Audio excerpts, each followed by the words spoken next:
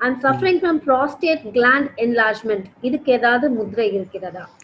நிச்சயமாக மனிதனாக பிறந்தால் 4448 நோய்கள்னு சொல்லியிருக்கிறேன். அத்தனை நோய்க்கும் நிச்சயமா முத்திரை இருக்குது.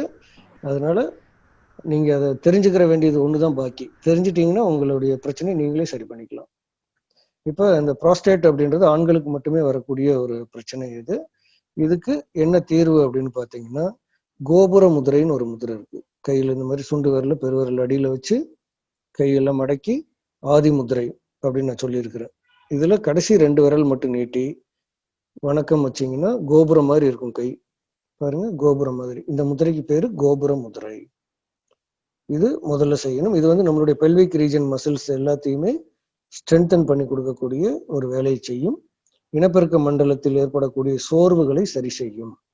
இரண்டாவது, இந்த மாதிரி இடுக்கி முதிரைன்னு ஒரு முதிரை இருக்கு. இடது கை கீழே வச்சு வலது கை மேல வச்சு இறுக்கி இப்படி பிடிக்கணும். அப்புறம் இந்த விரல்களை இப்படி மூடிக்கொண்டு பெருவிரலை மட்டும் இப்படி நீட்டி வைக்கணும்.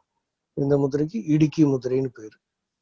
இது ரெண்டாவது செஞ்சுட்டு, மூன்றாவது முத்ராசி முதிரை. பாருங்க, கையை துப்பாக்கி மாதிரி வச்சுக்கிறது.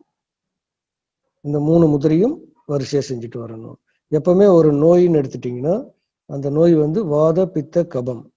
அந்த வாதம் பித்த கபத்தினுடைய மாறுதலினால் நோய் ஏற்படும். இதுதான் திருவள்ளுவர் அழகா சொல்லியிருக்கிறாரு. மிகினும் குறையினும் நோய் செய்யும் எண்ணிய வலி முதலான 3 அப்படின்னு சொல்லுவாங்க. இப்ப வலினா வாதம், பித்தம், கபம். இப்போ அந்த மிகினும் குறையினும், அதிகமானாலும் நோய், குறைந்தாலும் நோய்.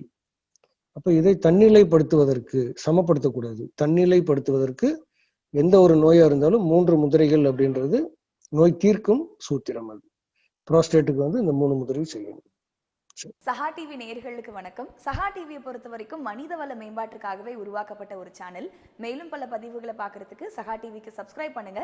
மறக்காம அந்த பெல் பட்டனையும் கிளிக் பண்ணுங்க. ஆல் நோட்டிபிகேஷனை கிளிக் பண்ணீங்கன்னா எங்களோட பதிவுகள் உங்களுக்கு உடனே வந்து சேரும்.